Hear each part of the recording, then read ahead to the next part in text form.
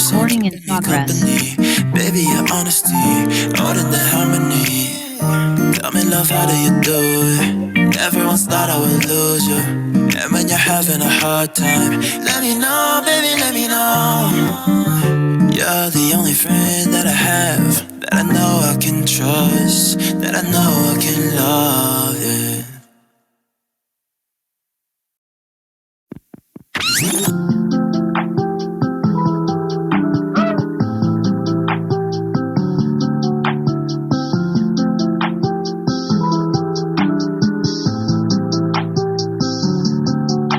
It's just you and no other guys. We got no interruptions, and we both feeling the vibe. Say I'm not your type, but I know what's.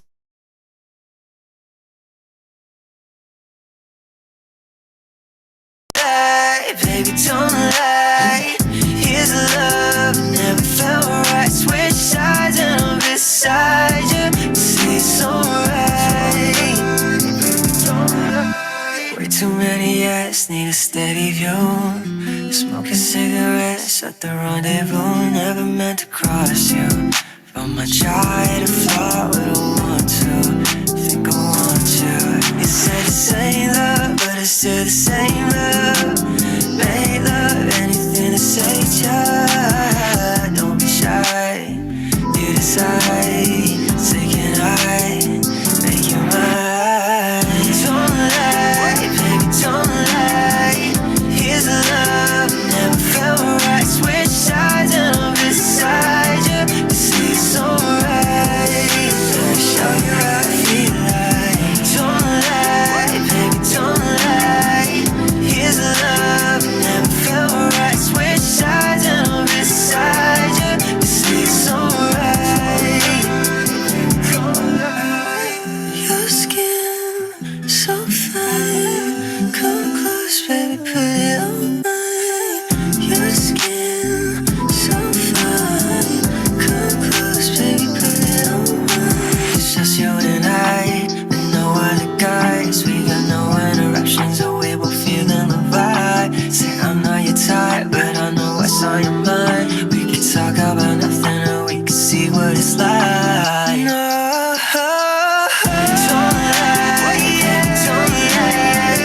Here's the love, never felt right. Switch sides and I'm beside you.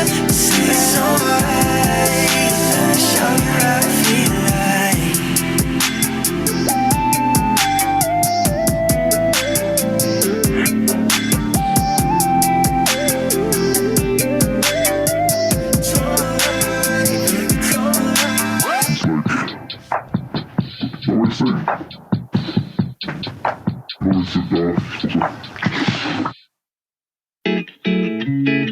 Na na na na na na.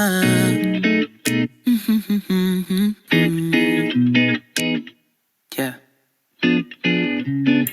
I'm not the type to be noticed, 'cause I'm barely 5'7". I'm okay good looking, but lacking on fashion. I'm 20 and clueless, but most things romantic. Facing the pressures of dying alone. I hate being single for this long. I'm not the type to steal your girl. I'm not the one to speak up first. I find it hard to put someone before my work, and I'm too shy, so I'm struggling to flirt. Guess I'm just not boyfriend material. I think I need some loving tutorials. Can't seem to say I love you through syllables, 'cause I don't mean it when I say it. Guess I'm just not boyfriend.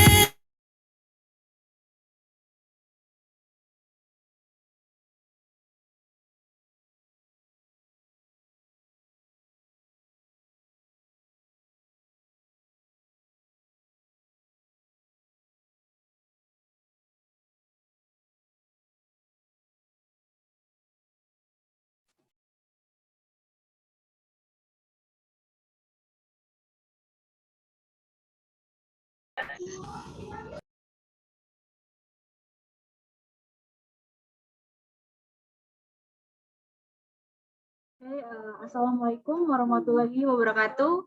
Selamat pagi, salam sejahtera untuk kita semua. Shalom, Om Swastiastu, Namo Buddhaya, salam kebajikan. Yang terhormat Pak Julius Admiko selaku Kaprodi Abo, yang terhormat Dimas Okadiji Nata dan Patricia Angelin selaku Kahim dan Wakaim Mabo periode 2022-2023, yang terhormat Karifah Anida selaku Ketua Pelaksana, dan yang terhormat para narasumber, rekan-rekan panitia, dan teman-teman peserta sekalian yang berbahagia. Alhamdulillah, puji syukur kita panjatkan kehadirat Tuhan Yang Maha Esa. Dengan karunia-Nya, kita diberi kesempatan untuk hadir pada acara pelatihan finansial manajemen tahun 2022 ini. Kami ucapkan selamat datang kepada seluruh teman-teman, mahasiswa dan mahasiswi Politeknik STMI Jakarta. Sebelumnya, perkenalkan nama saya Sultan Syah Ramadan dan rekan saya, Risa Aryani. Sebelum acara dimulai, alangkah baik kita berdoa. Berdoa menurut agama dan keyakinan masing-masing. Berdoa dimulai.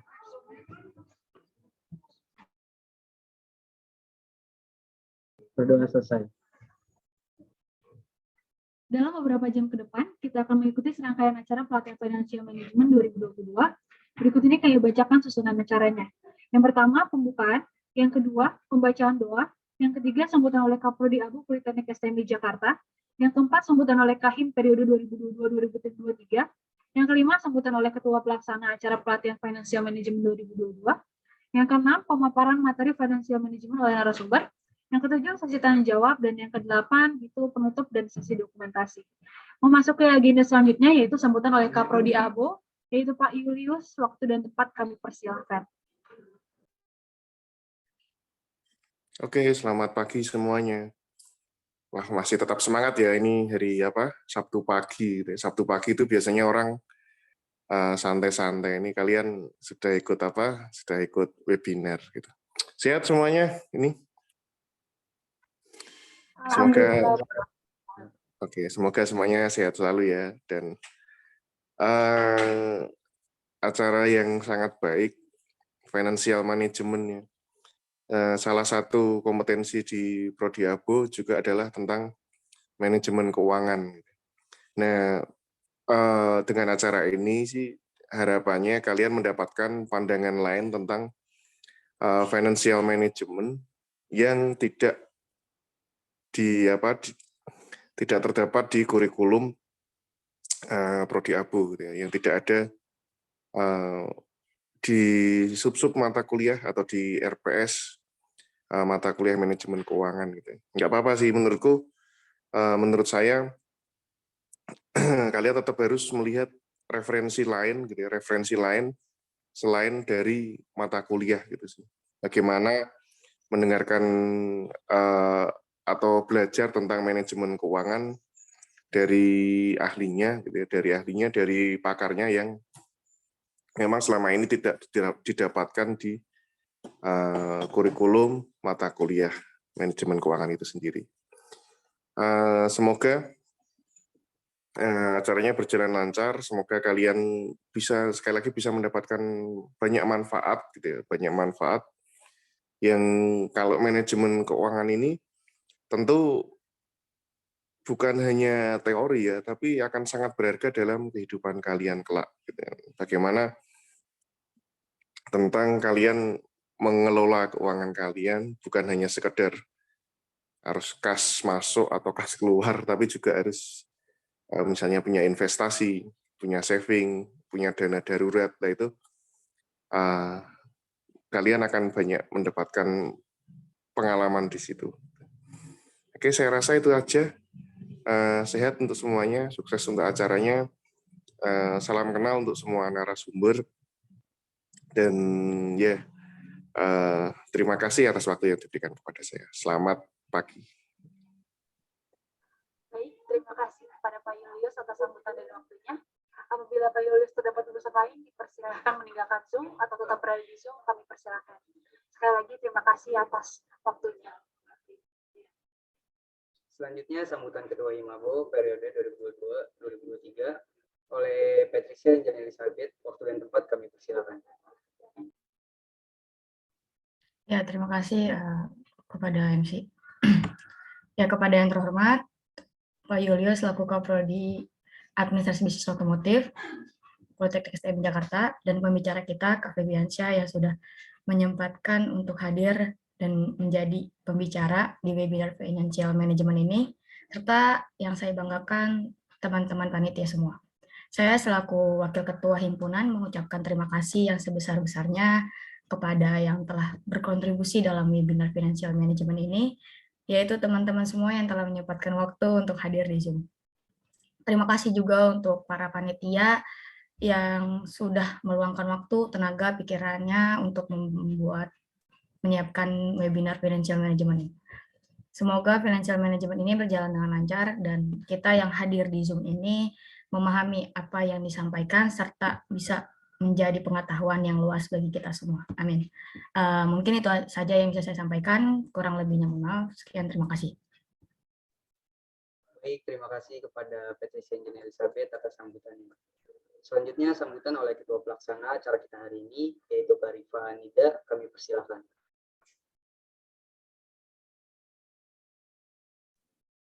Ya, Assalamualaikum warahmatullahi wabarakatuh. Selamat pagi semua. Yang terhormat Pak Julius selaku Kaprodi Abo, yang terhormat Dimas Okajinata dan Patricia Angel selaku Kahim dan Wakil Him Himabo periode ini. Yang terhormat Kak Febian selaku narasumber. Dan yang terhormat untuk semua teman-teman beserta semua tim panitia. Puji syukur kita panjatkan kepada Tuhan Yang Maha Esa karena kita semua bisa hadir dalam acara webinar Financial Management pagi ini. Saya ucapkan terima kasih banyak untuk semua teman-teman yang sudah meluangkan waktunya untuk bisa hadir acara ini. Saya juga ucapkan terima kasih banyak kepada seluruh panitia yang berusaha semaksimal mungkin demi terwujudnya acara ini. Semoga webinar Financial Management ini bisa memberikan manfaat untuk kita semua ke depannya. Sekali lagi saya ucapkan terima kasih banyak dan sekian dari saya, kurang lebihnya mohon maaf. Wassalamualaikum warahmatullahi wabarakatuh. Baik, terima kasih Kak Rifa atas sambutannya. Jangan lupa ya teman-teman, hari ini kita bakalan ada door prize untuk dua orang yang beruntung nih. Berikut nih ya syarat dan ketentuannya. Yang pertama, follow IG Himabo STMI Jakarta dan pembicara kita Febrian Syafripuddin yaitu @febians25. Yang kedua, membuat testimoni semenarik mungkin berupa foto atau video, kemudian diupload di story dengan hashtag webinar Financial Management dan tag Instagram Himabo Poltek STMI. Yang ketiga, akun Instagram tidak boleh privat agar bisa dilihat oleh panitia. Selanjutnya, batas pembuatan story pukul 9.45. Yang kelima, 2 peserta dengan story paling menarik akan mendapatkan hadiah. Jangan lupa ya teman-teman. Oke, tanpa menunggu waktu yang lebih lama lagi, kita lanjutkan untuk acara berikutnya, yaitu pemaparan materi financial management. Baik, hadirin peserta sekalian, langsung saja kita masuki acara inti yang paling kita tunggu, yaitu penyampaian materi financial management yang akan disampaikan oleh Kak Febrian Syafripuddin, yang nantinya akan diakhiri dengan sesi tanya jawab.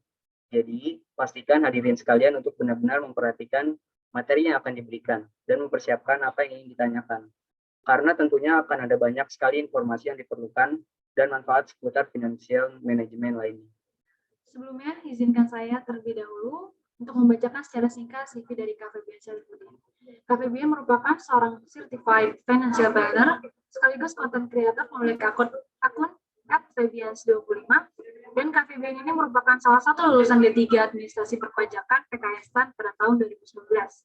Dan saat ini Kak Febian merupakan financial planner, financial educator, content creator, dan tax officer. Baik, tanpa berlama-lama lagi langsung saja untuk pemberian materi financial management kepada Kak Febian Syah. Waktu dan tempat dipersilakan. Oke, terima kasih atas waktunya. Dan terima kasih MC sudah membacakan CV-nya dari Karisa sama Kak Sultansyah. Oke, izin buat share screen ya teman-teman.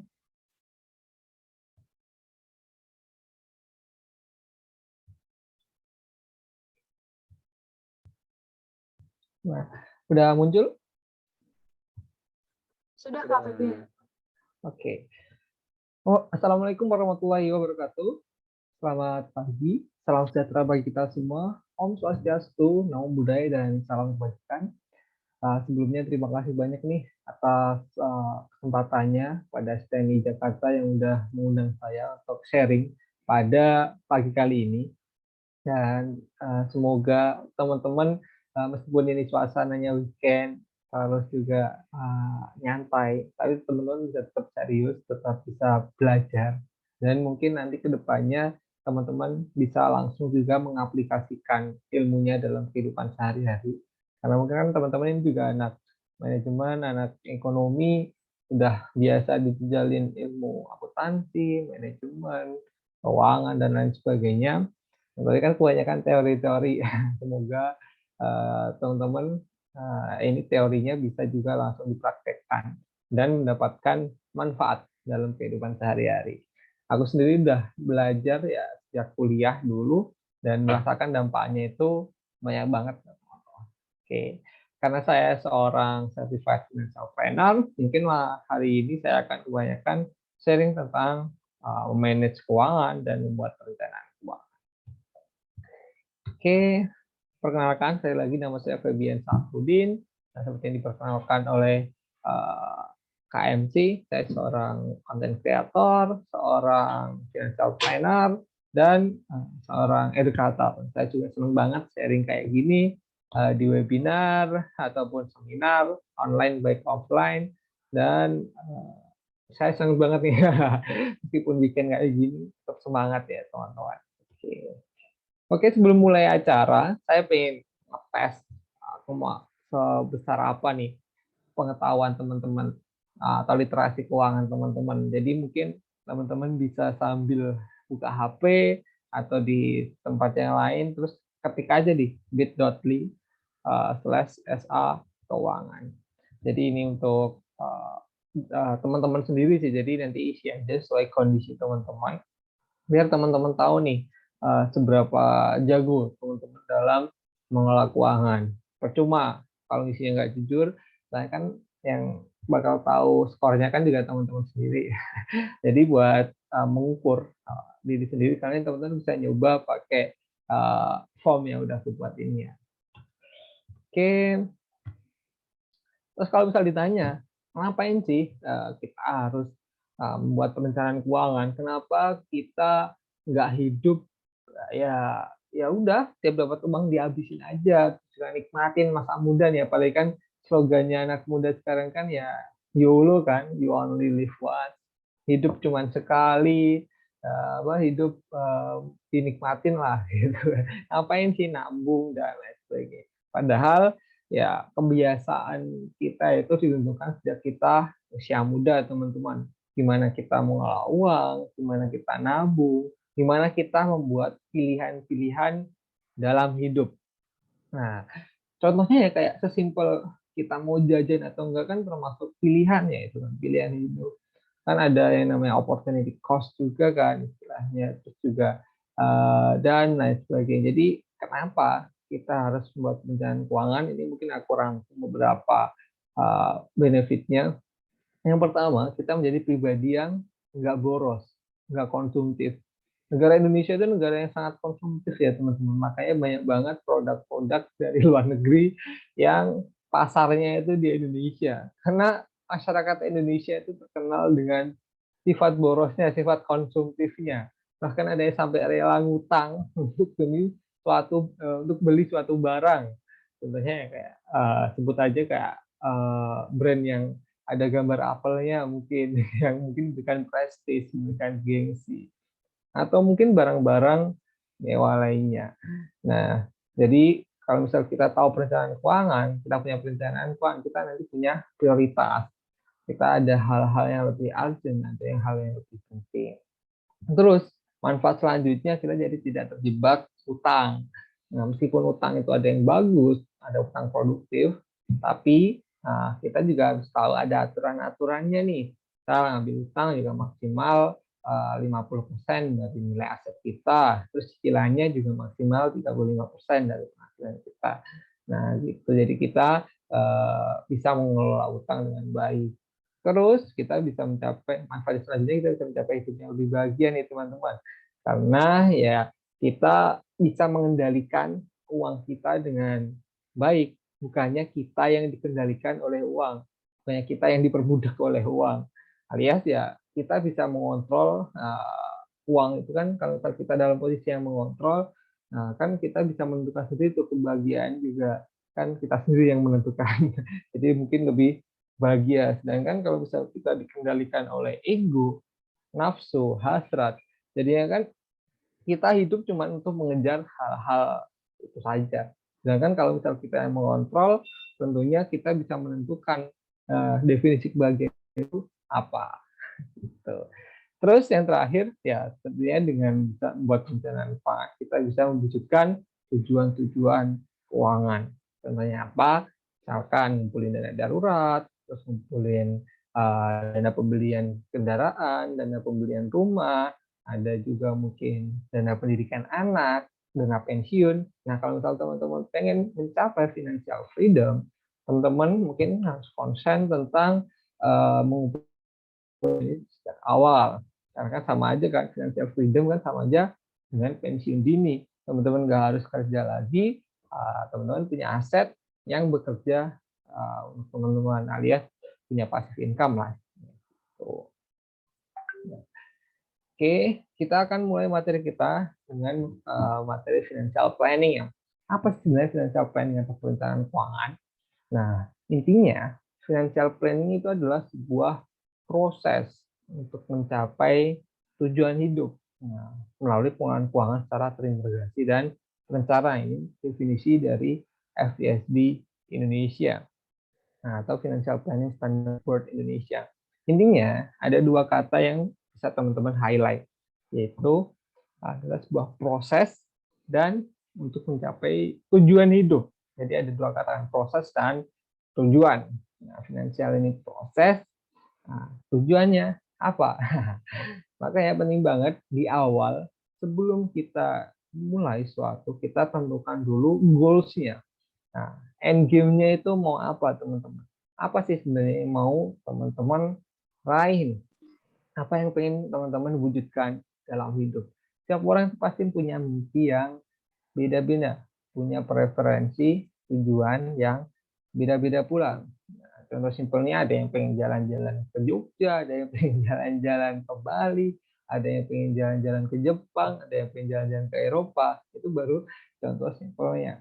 Jadi teman-teman tentukan tujuan versi teman-teman sendiri yang mungkin bisa memberikan kebahagiaan paling maksimal untuk teman-teman.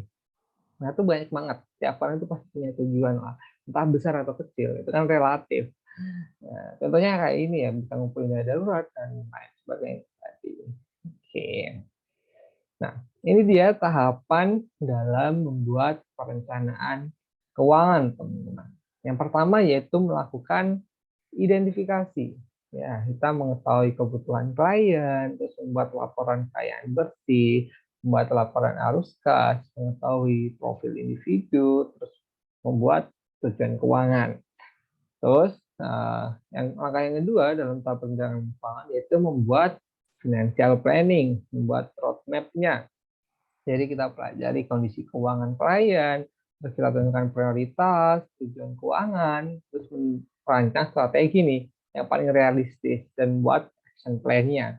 Jadi tahapannya kan goals, terus plan, sama action.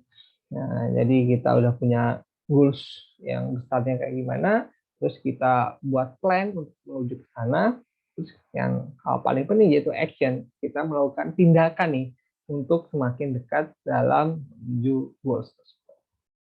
Nah, terus yang langkah ketiga dalam membuat perencanaan keuangan yaitu eksekusi ini ya teman-teman yang aku sebutkan tadi. Itu kita harus action. Nah, eksekusi semua rencana yang telah dibuat. Karena percuma udah buat rencana sekeren apapun, kalau misalnya nggak dieksekusi ya cuman bakal jadi rencana ya. Tujuan nggak mungkin bakal terwujud juga. Jadi harus disiplin sama diri sendiri. Terus kita harus berkomitmen untuk semakin dekat dengan tujuan kita. Oke, dan yang terakhir bisa melakukan evaluasi, melakukan financial review. Nah, terhadap action plan yang tadi udah kita buat, apakah sudah on track, apakah hasilnya sudah seperti yang kita ekspektasikan, apakah ada yang mungkin strategi yang harus disesuaikan. Ya kan ada quote kan, kalau misal kita punya tujuan ternyata belum tercapai, jangan buru-buru langsung nyerah. Masih banyak jalan menuju Roma ya teman-teman ya.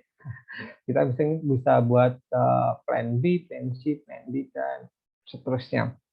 Nah, jadi teman-teman mungkin bisa mencontoh tahapan ini dalam membuat perencanaan keuangan. Oke. Nah, selanjutnya dalam perencanaan keuangan kita juga harus wajib paham tentang piramida perencanaan keuangan. Apa itu piramida perencanaan keuangan? Itu adalah prioritas dalam perencanaan keuangan. Nah, dalam piramida perencanaan keuangan ada 3 level yang mungkin teman-teman bisa pelajari nih. Nah, level yang pertama yang paling basic dan yang paling teman-teman harus pahami yaitu di level keamanan keuangan. Nah, itu ada 4 checklist yang teman-teman harus penuhi, yaitu mulai dari cash flow yang sehat, dana darurat, manajemen utang, dan manajemen risiko. Kalau misalnya keempat hal ini udah naik ke level kenyamanan keuangan. Di level kenyamanan keuangan kita ngomongin soal goals tadi, kita ngomongin soal investasi juga di level kenyamanan keuangan. Kita investasikan alat untuk membantu kita dalam mewujudkan tujuan. Nah, tujuan jangka pendek, menengah, jangka panjang. Baru kalau misalnya ini juga udah kalau diomongin nanti ngomongin level yang paling tinggi di level distribusi kekayaan. Di sana ngomongin soal warisan, hibah, wakaf. Nah, tapi yang paling penting mana? Yang paling penting tentu dasarnya ya teman-teman. Karena ibarat seperti rumah yang dibangun paling pertama, yang paling dibangun harus paling kuat itu kan fondasinya. Nah, dalam keuangan kita yang harus kita perkuat terlebih dahulu di awal tentu juga fondasinya. Kita harus memperkuat fondasi keuangan kita yaitu di level keamanan keuangan ini. Nah, itu tadi kan udah disebutin mulai dari cash flow yang sehat terlihat dari penghasilan lebih besar daripada pengeluaran sehingga ada surplus setiap bulannya, sehingga ada kelebihan dana yang bisa kita alokasikan untuk investasi, untuk mengembangkan diri, untuk membantu orang tua, membantu teman, atau traktir teman, dan hal-hal positif lainnya. Terus yang kedua, kita bisa memiliki dana darurat. Dana darurat itu dana yang kita pastikan untuk menghadapi situasi darurat. Sehingga ketika ada situasi darurat sewaktu-waktu, kita tidak harus berutang untuk mengatasi situasi tersebut. Contohnya apa? Banyak banget situasi darurat. Kayak ya, misal amit-amit tiba-tiba ada PHK. Nah, misal tiba-tiba ada pemotongan gaji kayak waktu COVID kemarin. Kalau misal tiba-tiba motor mogok, mobil mogok, terus kalau misal HP rusak, laptop rusak, nah harus diservis, kan kita bisa pakai dana darurat itu. Ya, agar kalau misalnya ada situasi darurat itu kita nggak harus berutang ya teman-teman. Terus ya yang ketiga manajemen utang tadi udah kusebut udah sempat kusebut juga di awal. Nah utang itu tricky ya teman-teman, bagaikan pedang bermata dua. Nah, bagi orang yang mampu menggunakannya dengan baik, utang ini bisa sebagai leverage, bisa sebagai pengungkit nih untuk kita menambah income kita, menambah aset kita. Caranya gimana? Dengan mengambil utang produktif. Utang yang bisa itu tadi membuat kita semakin produktif dan menghasilkan income lebih banyak, aset lebih banyak. Contohnya ya, misalkan utang bisnis. Nah, kita gunakan KUR mungkin atau kredit mikro. Nah, kita gunain itu untuk buka bisnis, buka usaha. Itu kan nanti kan dalam usaha kita dapat laba, nah labanya bisa digunakan untuk melunasin utang kita. Nah itu bagus menurutku. Atau mungkin utang KPR, paling tidak aset rumah ini masih harganya itu bakal terapresiasi alias mungkin bakal naik seiring waktu.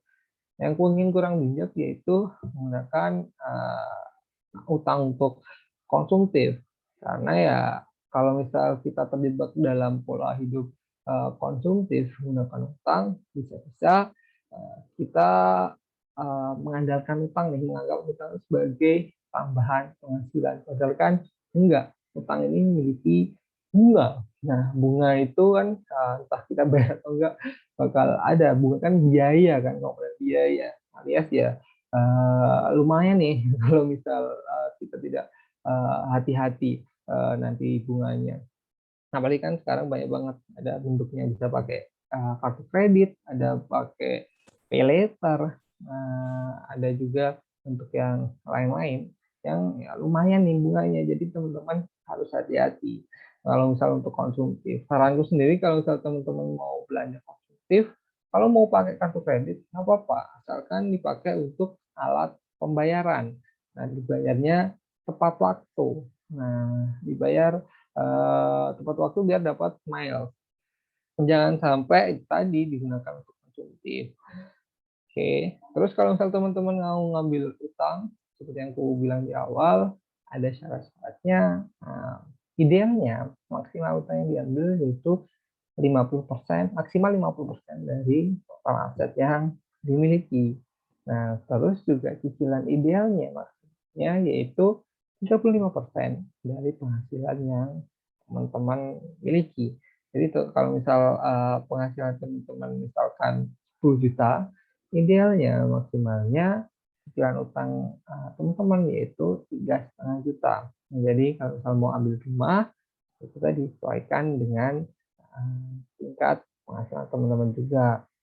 Karena apa? Ya karena kalau misalnya sampai rasio utang terlalu besar, misalkan sampai 40% dari penghasilan, 50% dari penghasilan, bahkan lebih. Nah, menurut penelitian itu sangat meningkatkan risiko terkena tekanan mental, tekanan psikologi, terus mungkin meningkatkan tekanan depresi. Karena kan kayak ngerasa kerja dari Senin sampai Jumat, terus juga selama sebulan itu kerja cuma buat melunasi utang nanti rasanya teman-teman, itu bakal kayak berat banget nih bebannya. Jadi saranku tadi teman-teman, jadi ya mungkin bisa di manage dengan baik. Malah kalau bisa mungkin jadi motivasi buat teman itu terus meningkatkan penghasilan untuk menghasil nih, biar bisa rasionya kan bisa meskipun sama-sama 35%, tapi 35%-nya dari 10 juta sama 35%-nya dari 50 juta kan udah beda kan nominalnya. Gitu. Oke. Nah, yang terakhir manajemen risiko. Kalau ngomongin manajemen risiko, kita ngomongin risiko-risiko aja apa aja sih sebenarnya yang mungkin bisa datang. Sebenarnya banyak ya risiko dalam hidup kita. Risiko sakit, risiko kecelakaan, risiko meninggal dunia. Nah, meskipun itu bukan itu kan di luar kontrol kita. Salah satu mitigasinya ya, agar kita kalau misalnya amit terkena sakit, terkena kecelakaan, kita nggak nyairin dana darurat kita, yaitu dengan memiliki yang namanya instrumen asuransi. Nah, ya, lebih tepatnya asuransi kesehatan. Makanya itu sebagai financial planner mewajibkan klien-klienku memiliki yang namanya asuransi kesehatan. Minimal banget punya BPJS kesehatan yang disediakan oleh pemerintah dan diwajibkan oleh pemerintah kan dalam undang-undang juga. Nah, dan menurutku itu udah mengcover banyak dan preminya cukup murah nih. Jadi teman-teman paling nggak nih minimal punya itu. Kalau misalnya teman-teman mau nambah, silahkan. Mau punya asuransi kesehatan swasta juga nggak apa-apa. Nah, terus nanti kalau misalnya teman-teman ternyata tulang punggung keuangan keluarga, tulang punggung satu-satunya dalam keluarga, bisa punya juga yang namanya asuransi jiwa. Nah, terus nanti juga bisa tambah asuransi penyakit kritis. Kalau misalnya punya mobil bisa asuransi kendaraan. Gitu, teman-teman. Jadi tadi 4 hal yang mungkin teman-teman bisa pelajari lebih lanjut. Dan mungkin akan aku bahas lebih detail lagi seterusnya. Oke. Ya, nah kita akan mulai proses perencanaan keuangan. Nah, kita identifikasi keuangan teman-teman dulu. Mungkin nggak aku bahas semua tahapan, tapi beberapa aja biar mungkin teman-teman bisa jadi gambaran untuk membuat financial planning untuk diri sendirinya teman-teman. Oke, kita mulai identifikasi keuangan teman-teman. Ya, mulai dengan cara pencatatan keuangan. Nah, dan keuangan itu simpel ya teman-teman ya. Kita catat tiap pemasukan dan pengeluaran kita. Tiap dapat, kalau misalnya masih kuliah ya tiap dapat kiriman dari orang tua, kita catat. Kalau misal teman-teman jualan terus dapat untung, nah labanya itu dicatat. Terus kalau misal teman-teman ada part time, entah freelance kayak ngajar di bimbel atau ngajar privat, atau mungkin teman-teman punya skill kayak editing, ada juga yang jadi fotografi atau dan yang lain-lain, nah teman-teman bisa masukkan ke kolom masukan. Terus sebaliknya, setiap teman-teman melakukan pengeluaran, entah besar atau kecil, itu cuma juga dicatat. Nah, entah makan di warteg yang mungkin harganya cuma 10 ribuan, terus juga mungkin belanja sepatu yang harganya ratusan ribu, hingga mungkin belanja gadget yang harganya jutaan, semuanya dicatat dalam kolom pengeluaran ya teman-teman.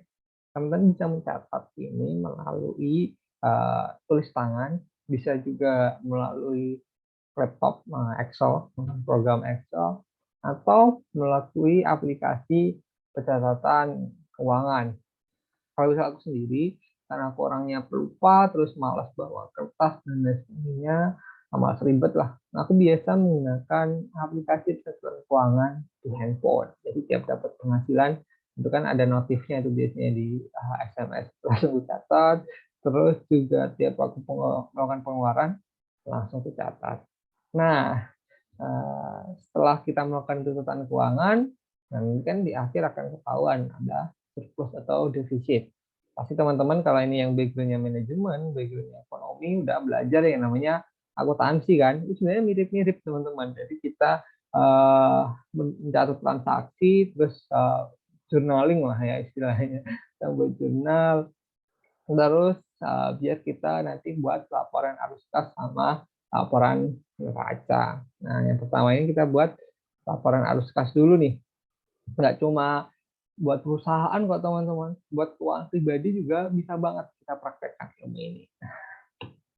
Nah, ini contohnya laporan arus kas per periode 31 Desember nih, tahunan ya kalau misal ini. Nah, misalkan ini arus kas masuk, komponennya mulai dari gaji, nah dia 90 juta, terus ada bonus atau tunjangan 10 juta, 10.800.000, terus dia dapat dividen saham 790.000, ya udah pendapatan bunga 1,2 juta, dan penerimaan lainnya mungkin 3 juta. Nah, total arus kas masuk itu dia ada total 105.790.000. Atau arus kas keluar, nah ini yang pertama ada komponen tabungan dan investasi sebesar 5.400.000. Terus pengeluaran tetapnya mulai dari bayar KPR terus 1.600.000, terus tambahan buat pembayaran KPR ada 16,8, terus bayaran kredit mobil ada 9.600.000, premi asuransi 2 juta. Ini yang total pengeluaran tetapnya ada 50 juta.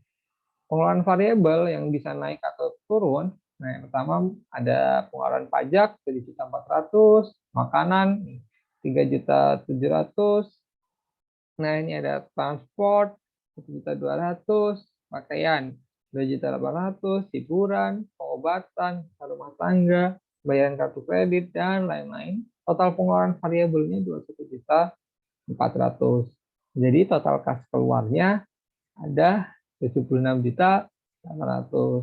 Nah, arus kas masuk dikurangi dengan arus kas keluar, nilainya kan jadi 28.990.000. Ini kita namakan surplus nih, atau net cash inflow. Itu teman-teman. Mungkin teman-teman bisa nyoba bikin laporan arus kas per bulan untuk bulan ini misalkan.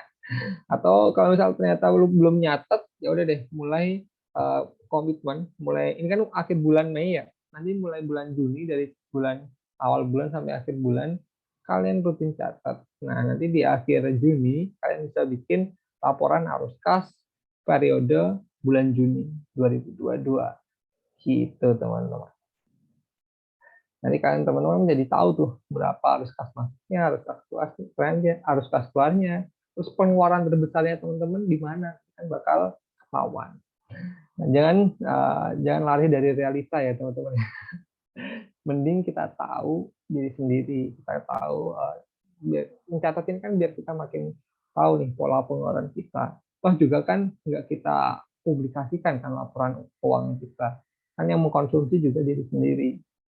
Nah, yang mungkin nanti akan memperbaikinya kan juga diri sendiri. Oke, selanjutnya kita akan belajar tentang neraca. Nah, sebelumnya kita harus mengetahui jenis-jenis aset. Nah, aset ya aku menurut SPSD dikelompokkan menjadi 3 nih ya. Yang pertama ada aset lancar atau current asset, ada aset investasi, sama aset pribadi atau penggunaan pribadi. Karena aset atau aset lancar, ya aset-aset yang gampang dilikuidasikan atau gampang dicairkan, alias ya atau bahkan bentuknya tunai nih, contohnya kayak ya uang tunai. Terus ada juga tabungan, baik tabungan celengan maupun tabungan di bank. Terus ada juga mungkin emas batangan, nah atau mungkin emas perhiasan yang bisa mudah banget dijual. Nah itu bisa masuk kategori current asset atau aset lancar. Nah, biasanya dana darurat itu bentuknya di current asset atau aset lancar ini ya teman-teman ya, yang mudah dicairkan ketika situasi darurat. Oh iya, aku tadi belum nyinggung nilai dana darurat idealnya atau current asset ideal, yaitu minimal 6 kali pengeluaran bulanan ya teman-teman ya. Nah, jadi kalau pengeluaran bulanannya 2 juta, 6 kali 2 ya 12 juta. Nah, itu idealnya ya teman-teman ya. Tapi kalau misal masih pemula, nggak langsung 6 kali pengeluaran bulanan nggak apa-apa. Mungkin mulai dari level 1 kali pengeluaran bulanan, terus nanti naik ke 3 kali pengeluaran bulanan, nanti naik ke 6 kali pengeluaran bulanan. Bahkan kalau mungkin udah menikah, itu bisa ditambah jadi 9 kali pengeluaran bulanan. Kalau misalnya udah punya anak, tanggungan, bisa jadi 12 kali pengeluaran bulanan. Gitu. Oke, terus ada juga aset investasi. Kalau aset investasi ya aset instrumen ya, investasi, mulai dari saham, ada juga bisnis, ada reksadana, ada obligasi, dan instrumen-instrumen investasi lainnya. Terus ada juga aset pribadi, penggunaan pribadi. Itu kan aset-aset yang kita gunakan. Nah, contohnya kayak motor, mobil, rumah, laptop, gadget, dan aset-aset lain. Nah, ngomongin utang, nah itu ada utang jangka pendek dan utang jangka panjang. Utang jangka pendek aku kategorikan utang-utang yang jatuh temponya kurang dari 1 tahun ya teman-teman. Contohnya kayak utang ke teman, utang ke kantin, ada kartu kredit motor, mungkin ada pay later. Ada juga utang jangka panjang, itu contohnya bisa KPR rumah atau utang untuk modal usaha. Hubungannya apa? Belajar aset sama utang. Nah, ini untuk menentukan net worth alias nilai kekayaan bersih. Nilai kekayaan bersih, rumusnya gampang banget ya teman-teman ya. Total aset dikurangi dengan total utang. Nah, fungsinya untuk apa? Untuk ini, membuat laporan neraca keuangan pribadi teman-teman. Komponennya ada aset, ada utang nih. Nah, aset mulai dari yang aset kas atau setara kas tadi. Contohnya kalau Pak Aldi ini mulai dari rekening koran ya 5 juta, ada tabungan 10 juta, ada deposito 25 juta. Terus ini nilai tunai asuransi jiwa 8 juta. Totalnya total kas setara kasnya ada 48 juta. Mulai ada juga aset investasinya mulai dari portofolio saham dia 7,8 juta, kemitraan usahanya dia mungkin punya bisnis 6,5 juta. Nah, terus koleksi seni mungkin dia Pak Aldi ini seorang kolektor, investor di dunia seni. Kalau misalnya orang-orang kaya, itu mungkin investasinya udah nggak kayak kita. Mereka lukisan itu kan udah bisa jadi portofolio investasi juga sebenarnya. Nah, karena ada kalau misalnya tahu lukisan yang bagus, ada juga yang tingkatan harganya gila-gilaan. Dalam beberapa tahun bisa naik 2 hingga 3 kali lipat juga ada teman-teman. Terus simpanan untuk pensiun, Pak Aldi ada 10,24 juta. Total aset investasinya Pak Aldi 74.540.000. Kalau aset penggunaan pribadi mulai dari rumah 500 juta, mobil 100 juta, koleksi seni 9 juta, barang kepemilikan pribadi 52 juta. Barang kepemilikan pribadi ini contohnya banyak yang mulai dari tas, mungkin gadget, terus juga eh, kayak laptop dan seterusnya. Mungkin malas merinci, bisa masukin ke akun barang kepemilikan pribadi. Jadi total aset kepemilikan pribadinya 661 juta. Jadi di total mulai dari kas setara kas, terus aset investasi dan aset kepemilikan pribadi, total aset yang dimiliki oleh Aldi ini sebesar 783 juta. Sedangkan utangnya, Pak Aldi ini utang jangka pendeknya kartu kredit 3 juta. Oh ya, ini pokoknya fiktif ya teman-teman ya. Terus angka-angkanya juga fiktif kok ini teman-teman. Jadi nggak nge-spill seseorang. Terus ini total utang jangka pendeknya 3 juta, dan utang jangka panjangnya mulai dari kredit mobil 70 juta, sama pinjaman hipotek, pinjaman rumah ini saldonya sisa 400 juta. Jadi total jangka panjang, utang jangka panjangnya 470 juta. Nah, total utangnya secara keseluruhan berarti 473 juta. Nah, seperti rumus tadi, untuk menghitung nilai kekayaan bersih, yaitu total aset dikurangi dengan total utang. Sebenarnya mirip dengan rumus dasar persamaan akuntansi ya teman-teman ya. Kalau rumus dasar persamaan akuntansi kan sebenarnya aset sama dengan liabilitas atau utang plus modal ya. Nah, cuman kalau misal dalam neraca keuangan pribadi, nah modalnya kita gantikan dengan nilai kekayaan bersih. Jadi utang yang biasanya di sisi kanan kita pindahkan ke sisi kiri. Jadi nilai kekayaan bersih sama dengan aset kurangi dengan utang. Gitu sih. Nah, jadi kita ketahui biar balance, nah sisi kanan dan sisi kiri. Nah, total aset 783 juta. Nah, terus biar nilai total utang dari kekayaan juga 783 juta, berarti kan dikurangi nih. Nah, total aset dikurangi dengan utang. Kita dapatkan nilai kekayaan bersih Pak Aldi ini 310 juta. Gitu teman-teman. Teman-teman bisa coba bikin laporan neraca keuangan pribadi kita ya. Biar tahu nih net worth teman-teman berapa. Nanti teman-teman bisa secara periodik bikin untuk mengetahui kekayaan bersih teman-teman bertumbuh atau bahkan berkurang. Oke. Nah, dan yang paling penting teman-teman menentukan tujuan keuangan. Untuk penentuan tujuan keuangan, teman-teman bisa menggunakan metode SMART, yaitu spesifik, measurable, achievable, relevan, dan timely. Simpelnya teman-teman bisa dengan membuat tabel seperti ini. Mulai kategorikan berdasarkan jangka waktu. Untuk jangka pendek ya 1-2 tahun aja nih.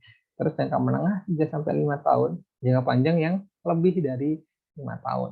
Misalkan untuk jangka pendek beli laptop yang nilai 10 juta pengen dicapai dalam setahun.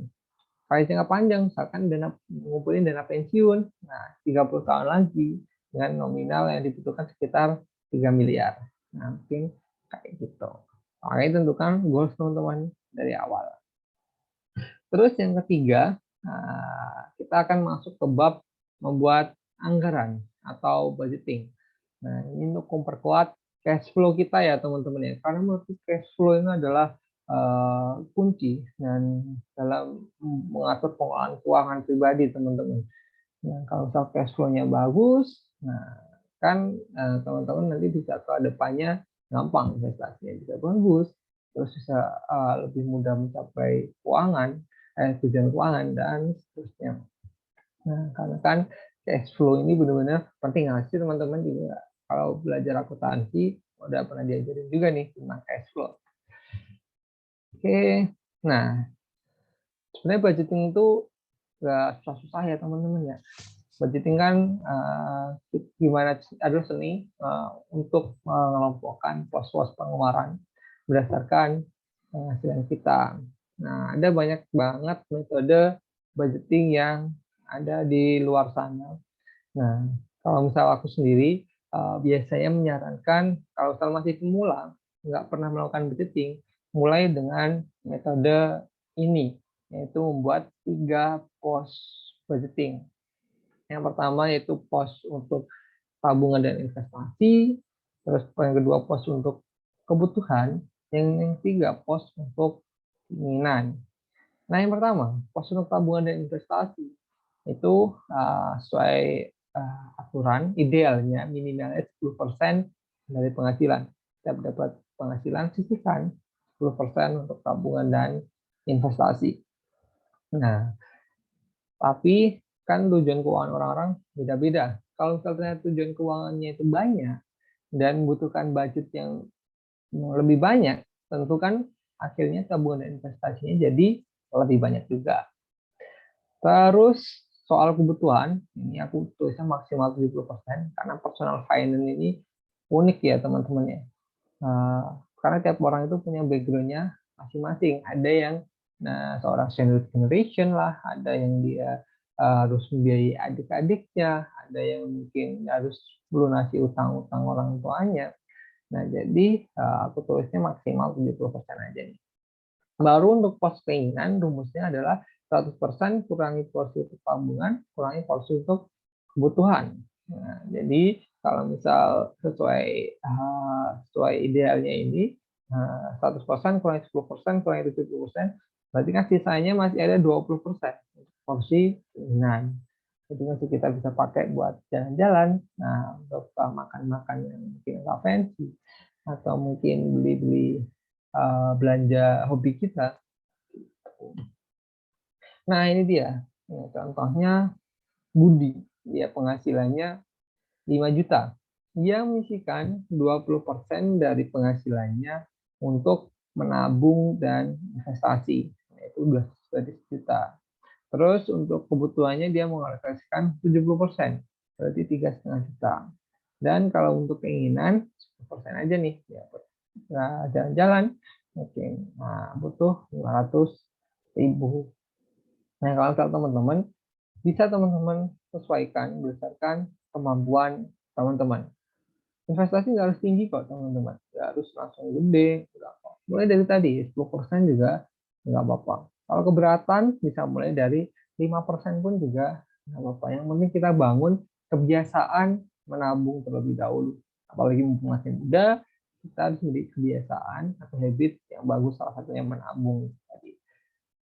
Oke, nah tadi sekali lagi kalau aku ditanya investasi apa sih Kak yang terbaik, aku akan jawabnya adalah investasi pada diri sendiri, investasi leher ke atas. Karena aku juga ngerasain waktu jadi mahasiswa.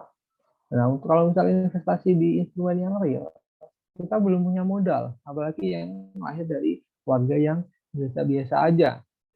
Nah, jadi apa yang kita punya waktu masih muda? Nah, yang kita punya kan waktu, tenaga. Nah, itu manfaatkan dua hal ini. Ini kan sumber daya teman-teman juga. Gunakan waktu ya untuk mengakses informasi yang ada di internet. Sekarang internet kan udah cukup murah.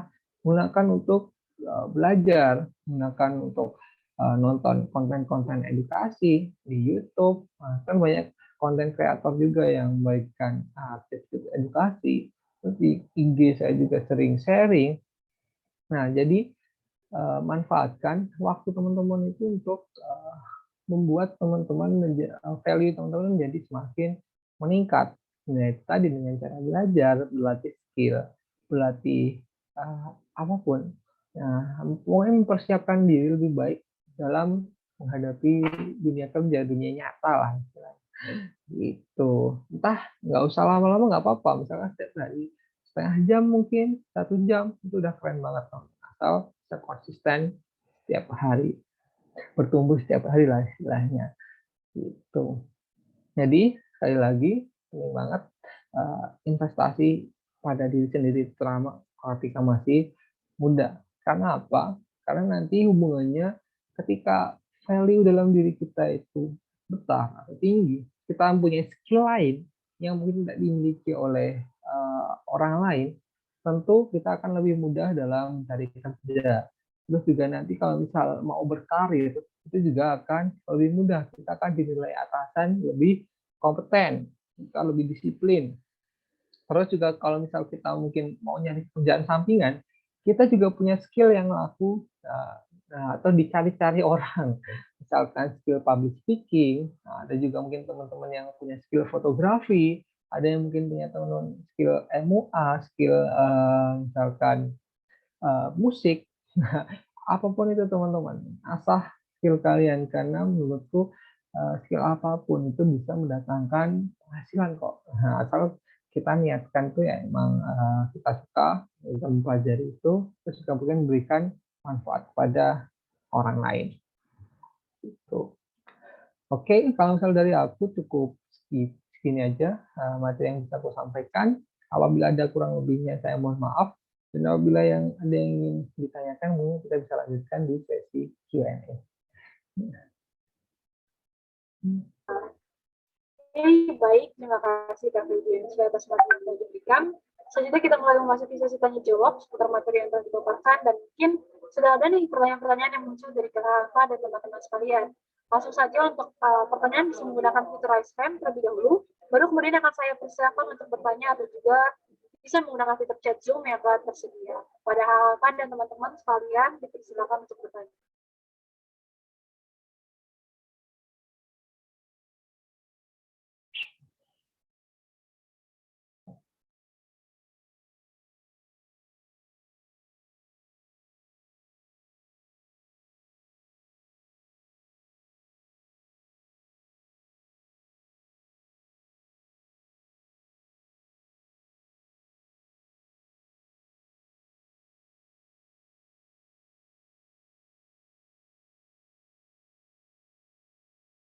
Baik teman-teman, nggak ada kesempatan nih, kesempatan datang 2 kali kalau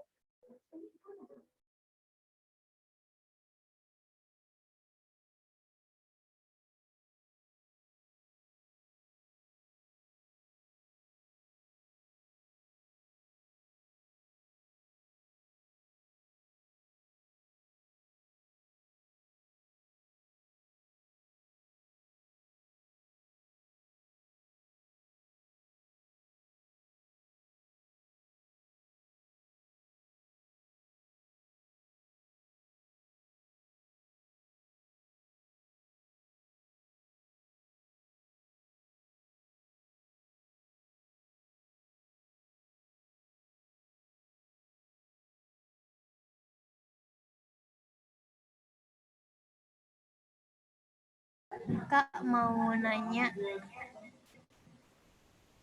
Iya, boleh Mama. Langsung aja ke pertanyaannya. Bagaimana sih untuk memulai berinvestasi, Kak? Boleh dijelasin nggak?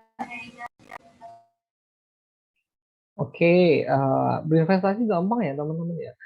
Apalagi sekarang udah era teknologi digital, itu semuanya udah bisa by aplikasi. Jadi kalau dulu harus datang ke kantor sekuritas atau kantor manajer investasi, sekarang udah by aplikasi. Mau investasi saham, tinggal download aplikasi sekuritas. Contohnya sebutkan kayak iPod, ada Ajaib, ada Mandiri Sekuritas, ada Mirai, dan lain sebagainya. Mau investasi reksadana juga bisa dari aplikasi, mulai dari Binbit, Bareksa, Tanam Duit, Investri. Nah, kalau misal yang peer-to-peer lending bisa dari HP, obligasi pun juga udah bisa dari aplikasi juga teman-teman. Jadi yang kalau misal ditanya apa yang jadi harus concern untuk mulai investasi, yang pertama teman-teman harus tahu goals teman-teman itu tadi. Kita buat daftar tabel tujuan keuangan teman-teman. Kalau misal tujuannya jangka pendek, carilah investasi yang lebih low return.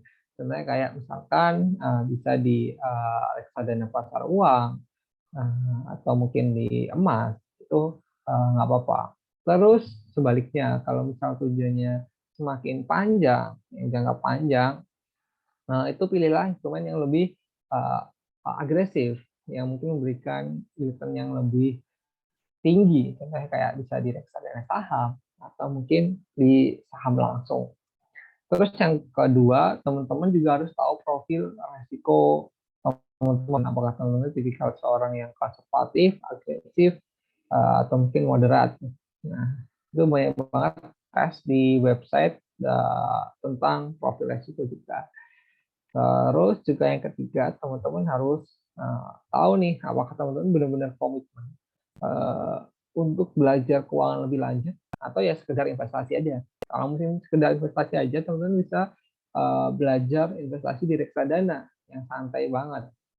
Nah, atau mungkin teman-teman harus atau suka dengan dunia keuangan, bisa coba saham. Teman-teman bisa mengulik laporan keuangan lebih rinci. Teman-teman bisa mencari saham yang potensial. Nah, itu kan melalui laporan-laporan keuangan yang disediakan di Bursa Efek Indonesia.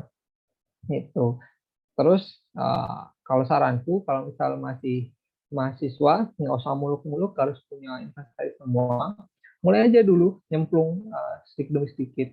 Misalkan mulai dari reksadana, itu juga udah bagus banget. Aku dulu waktu masih mahasiswa, 2018 kalau nggak salah, itu aku mulai dari reksadana juga kok. Jadi dulu install aplikasi, terus juga daftar, terus ya mulai aja. Mulai dari reksadana pasar uang. Aku dulu mulai dari 10.000, kalau nggak salah 10.000 deh. Sekarang juga minimal 10.000 udah bisa mulai. Karena ya seiring waktu kan pasti teman-teman makin tertarik, terus makin belajar. Intinya sebelum investasi belajar dulu, pelajari dulu.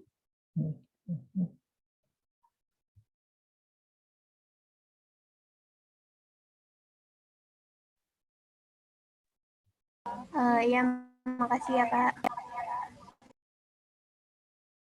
Ya, sama-sama.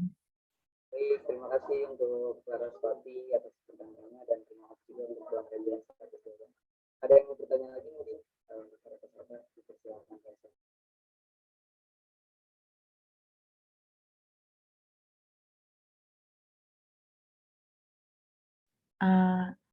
Oh ya udah Karin dulu deh.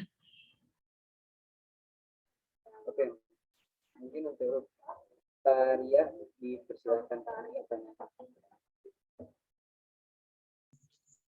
Ya, makasih semuanya. Sebelumnya, sorry nggak bisa on cam karena ada gangguan sinyal. Mohon sedikit tanya sih Kak, ke Kak Febian ya.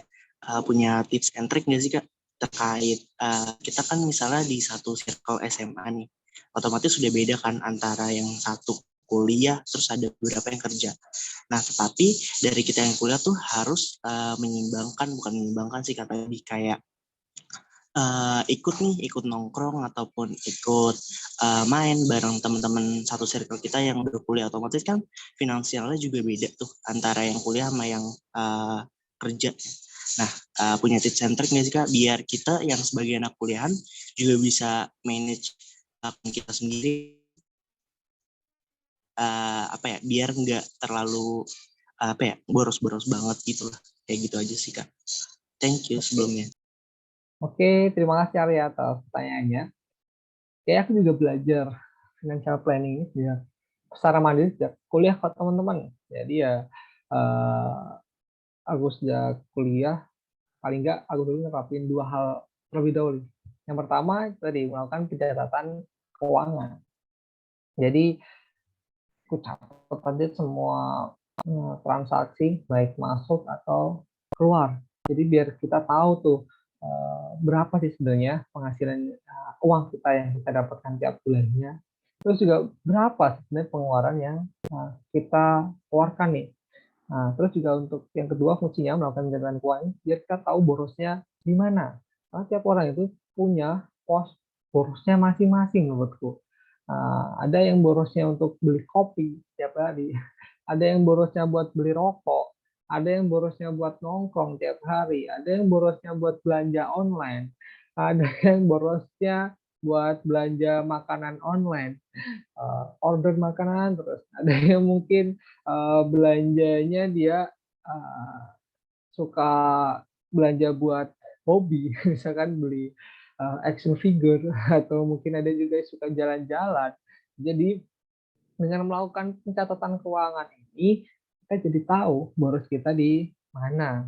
Nah, setelah kita tahu kan kita bisa membuat planning ya, bisa kita manage nih ke depannya. Gitu. Terus yang kedua dengan melakukan budgeting itu tadi yaitu mengelompokkan atau memproyeksikan pos-pos pengeluaran berdasarkan penghasilan kita. Sebenarnya dari kuliah, aku sendiri kan mulai dulu waktu kuliah, dengan sekarang udah kerja. Ilmunya itu saya itu aja. Tapi kan yang beda kan nominalnya. Kalau misal dulu waktu kuliah dapat orang tua segini, terus juga mungkin lebih ngirit, lebih ngepres. Nah, tapi mungkin waktu kerja tantangannya itu bahkan lebih sulit waktu udah punya uang, teman-teman. Gimana caranya nge-manage lifestyle, gaya hidup bisa tetap sederhana seiring peningkatan penghasilan kita. Soalnya kebanyakan nih ya, kebanyakan nih seiring meningkatnya penghasilan, lifestyle atau gaya hidupnya juga ikut naik. Misalkan nih, dulu waktu kuliah biasa jalan kaki, kalau udah kerja pengennya naik motor, terus waktu udah mungkin naik karirnya jadi supervisor atau apa, jadi beli mobil, paling nggak yang LCGC lah, 100 jutaan, terus nanti naik karir lagi, beli mobil yang lebih mahal lagi, 300 juta, dan seterusnya. Jadi ya kebanyakan orang kayak gitu. Makanya penting banget mulai berlatih melakukan sejak kuliah bahkan. Karena apa? Karena biar nggak kaget nanti teman-teman kalau udah masuk dunia kerja. Karena aku sendiri juga punya teman, padahal juga dulu belajarnya di kampus sama, belajar keuangan sama, belajar akuntansinya sama, tapi ya dia belum belum peduli dengan mengelola keuangan, terus juga dia ya hidupnya YOLO lah bisa dibilang. Ya sekarang juga penghasilannya naik, tapi pengeluarannya juga terus terus naik. Jadi ya investasinya juga bahkan minim banget lah bisa dibilang. Jadi ya kalau misal saranku, oke, mungkin teman-teman uangnya waktu masih kuliah nggak seberapa, tapi kita bangun habitnya terlebih dahulu, kebiasaan baik dalam mengelola keuangan. Mungkin dua hal itu dulu yang bisa jadi PR nih buat teman-teman. Kalau misal yang lain-lain juga aku kasih, jadi PR mungkin terlalu keberatan buat teman-teman.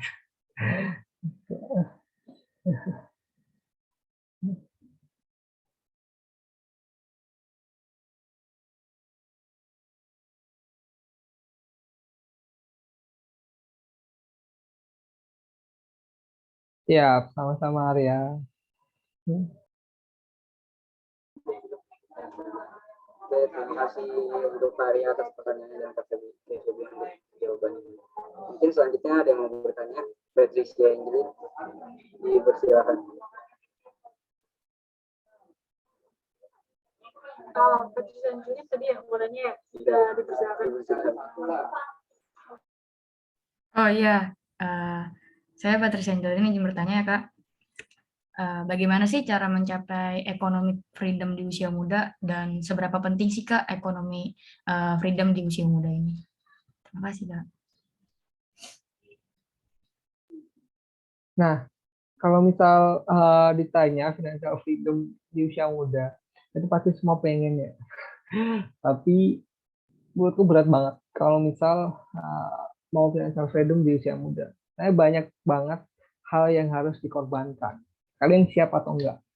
Kan definisi financial freedom itu ketika kita sudah punya aset yang cukup, kita punya passive income yang cukup, sehingga kita nggak harus bekerja pun kita punya aset yang bisa terus menghasilkan uang untuk kita.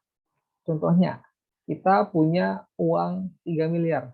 Kita sekarang taruh di obligasi yang memberikan 5% setiap tahun.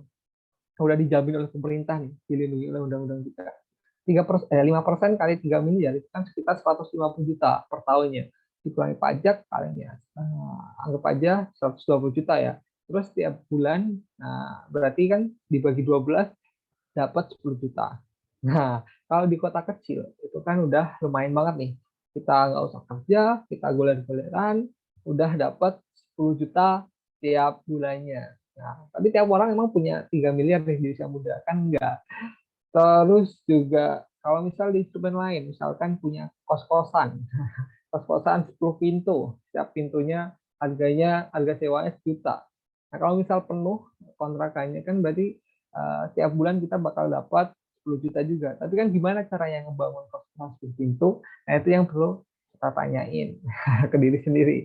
Jadi sebenarnya banyak cara untuk mencapai financial freedom, banyak kendaraannya, baik bentuknya instrumen keuangan yang berupa bisnis, terus bisa juga investasi kayak di saham, reksadana, obligasi, bisa juga kayak di properti. Nah, jadi kita tanya sendiri nih, kita benar-benar pengen financial freedom itu benar-benar yakin atau cuma ikut-ikutan aja? Karena menurutku bakal banyak banget yang dikorbankan, apalagi di usia muda. Teman-teman bakal korbanin ya masa muda teman-teman nih, entah untuk bekerja sekeras mungkin, waktu tidur teman-teman pasti bakal berkurang, waktu untuk nongkrong atau kumpul sama teman-teman bakal berkurang, waktu untuk kumpul keluarga mungkin juga bakal berkurang. Nah, teman-teman bakal ya itu tadi memperjuangkan mimpi besar teman-teman, misalkan mau ngumpulin uang 3M lah, mau bangun kos-kosan 10 pintu lah. Nah, itu tadi. Yang pasti, tapi kalau misal terwujud bakal worth it banget. Nah, makanya kalau misalnya nentuin financial freedom ini benar harus komitmen sama diri sendiri. Kalian benar-benar yakin 100% nggak sama mimpi itu, terus juga komit nggak sama mimpi itu.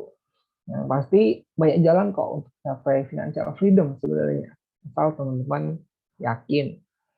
Nah, itu kalau misal aku sendiri, kalau di usia muda mungkin aku terlalu muluk-muluk. Tapi ya targetkan dalam 20 tahun. Kalau misal 20 tahun mungkin di usia 40 tahun, nah, teman-teman kan di usianya kan mungkin kurang dari 20 tahun kan.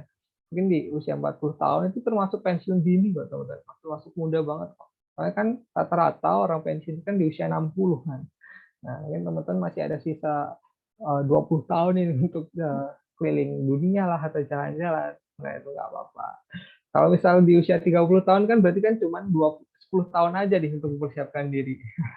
Itu bakal lebih pas banget. Nah, gitu.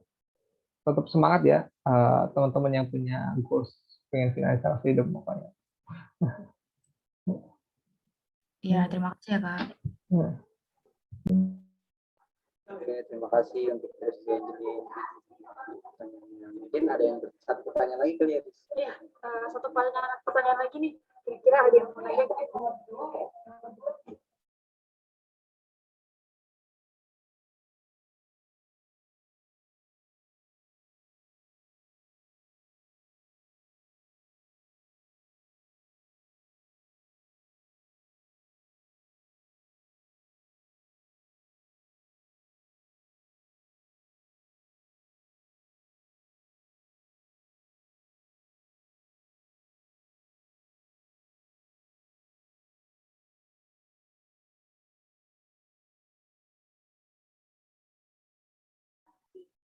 Halo Kak Febiansyah, aku mau nanya. Halo, ya. Iya, perkenalkan nama aku Rahmi. Aku mau nanya nih Kak, menurut Kak Febiansyah, seberapa penting sih kita itu bisa mencapai economic freedom di usia muda?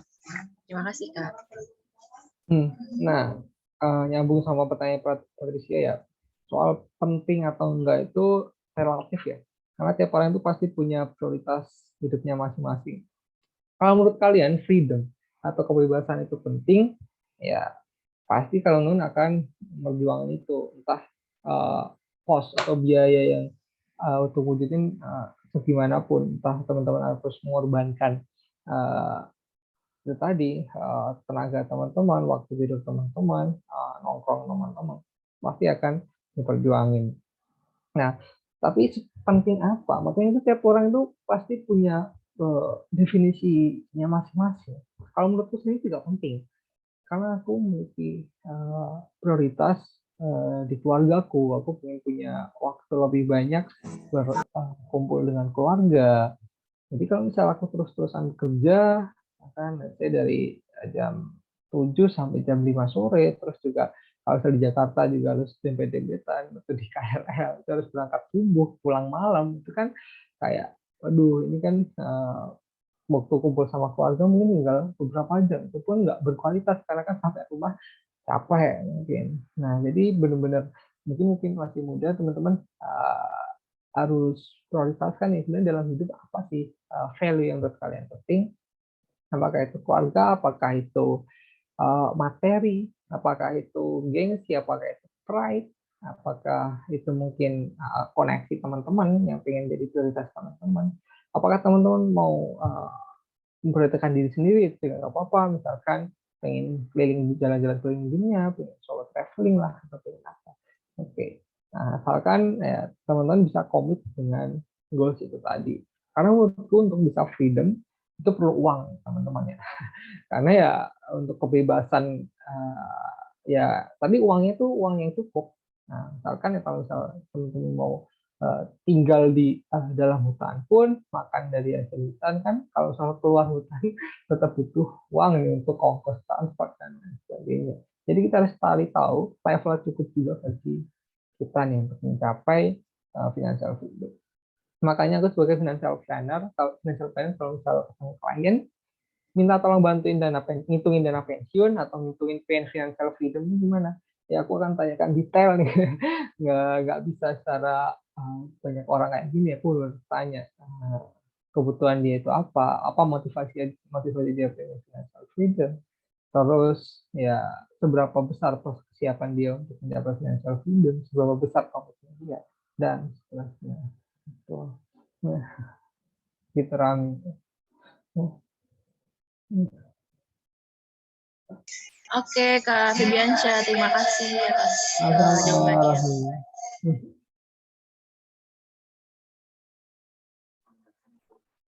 Wah, bagus-bagus ya pertanyaannya. Sebelum diakhiri, izinkan saya untuk membacakan notulensi dari materi financial management yang telah diberikan. Hal yang didapat dari materi financial management hari ini yaitu financial planning merupakan sebuah proses dan tujuan hidup yang mau kita wujudkan dengan melakukan tahapan perencanaan. Seperti yang sudah dijelaskan tadi, di mana kita harus mengidentifikasi kebutuhan, lalu membuat financial planning. Setelah itu, tindakan dari rencana yang dibuat dan dievaluasi terhadap tindakan atau action plan yang telah kita lakukan. Dengan melakukan financial management, kita menjadi tidak boros, tidak terjebak hutang, hidup menjadi lebih bahagia, dan dapat mewujudkan tujuan di masa depan. Terima kasih sekali lagi kepada Kak Febiansyah atas materi dan informasi yang diberikan serta kepada para hadirin yang telah aktif mengikuti dan menyampaikan pertanyaan. Untuk acara selanjutnya yaitu sesi foto bersama. Terima kasih Kak atas kesempatannya. Mungkin kita bisa foto bersama dulu ya.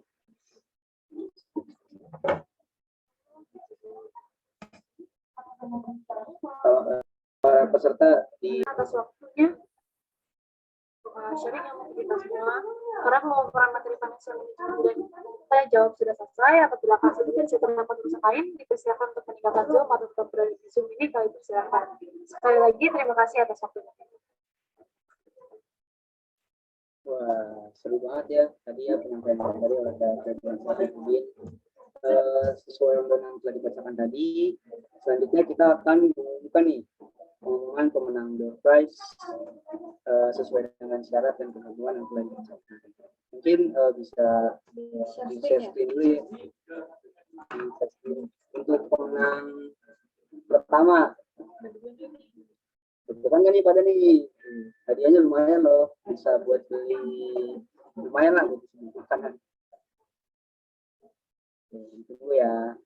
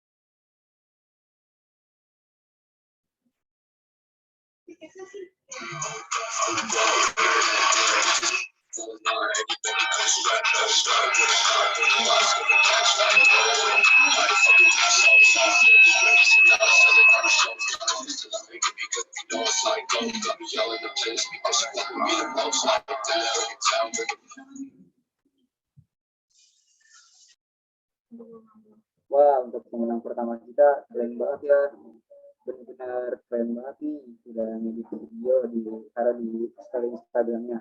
Langsung aja kali ya, pemenang pertamanya itu @adinagoro_. 02. Selamat untuk Kak Dinegoro. Mungkin untuk pemenang selanjutnya kali ya, bisa langsung di share screen. Mungkin untuk Kak Dinegoro dipersilakan untuk menyampaikan pesan dan kesannya nih, sudah menang nih. Halo tes 1 2 3. Ada suaranya nggak? Ada ya suaranya ya? Iya, maaf sebelumnya harus jarang-jarang on cam karena sinyalnya kurang stabil, mendung di sini. Saya mau ngucapin terima kasih juga kepada rekan-rekan panitia dan semuanya yang telah berpartisipasi. Ya, saya bersyukur aja. Dan mungkin itu aja sih. Terima kasih. Kalau boleh tahu konsepnya kepikiran dari mana nih kan konsepan videonya? Keren banget soalnya. Itu biasa aja itu. Cuman konsepannya ya dari gara-gara suka lagunya aja. Terus ya udahlah bikin aja. Cuman main transisi aja. Kapan-kapan belajar kayak dari transisi. Terima kasih ya. Ya mungkin langsung aja kali ya ke pemenang kedua kita. Boleh langsung di share screen.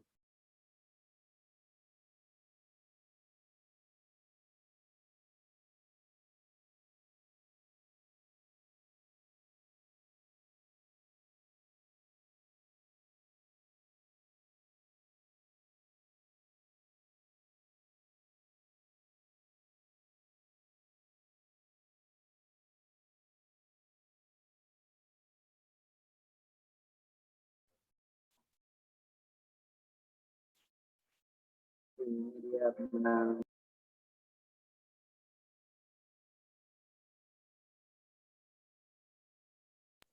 Bisa lihat bareng-bareng ya teman-teman. Pemenang kedua kita itu ada dari @himal_. Mungkin untuk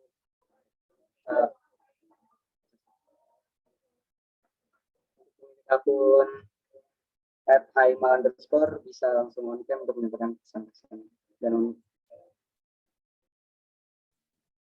Oh iya, makasih. Sebelumnya mohon maaf Mbak Unkem karena kendala jaringan yang macet-macet ya. Sebelumnya makasih banyak juga buat tim-tim acara yang udah ngadain webinar yang sangat bermanfaat ini. Dan terima kasih juga buat semua teman-teman Himabo yang udah ngadain acara yang sebagus ini. Semoga acaranya bakal lebih baik lagi ke depannya dan sukses terus. Terima kasih. amin. Terima kasih Kamalia bisa untuk memberikan pesan-pesannya. Selamat ya sekali lagi untuk Kamalia.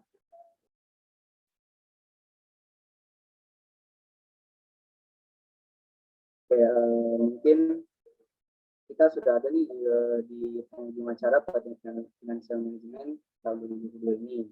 Atas kehadiran, partisipasi dari teman-teman semuanya, kami selaku panitia mengucapkan terima kasih yang sebesar-besarnya dan kami mohon maaf bila ada perkataan kami yang kurang berkenan.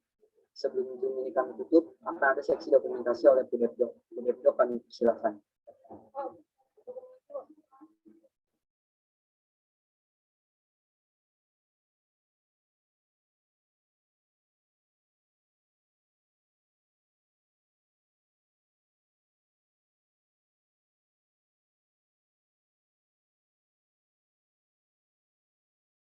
Ayo nih teman-teman, game dulu yuk, terakhir.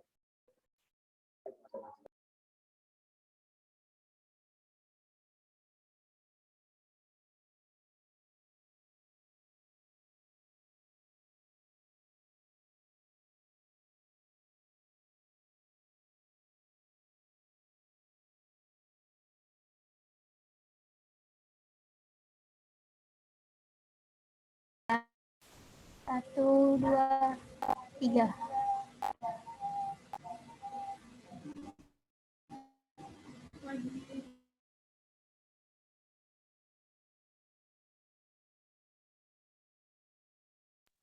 Untuk yang slide kedua ya, 1, 2, 3.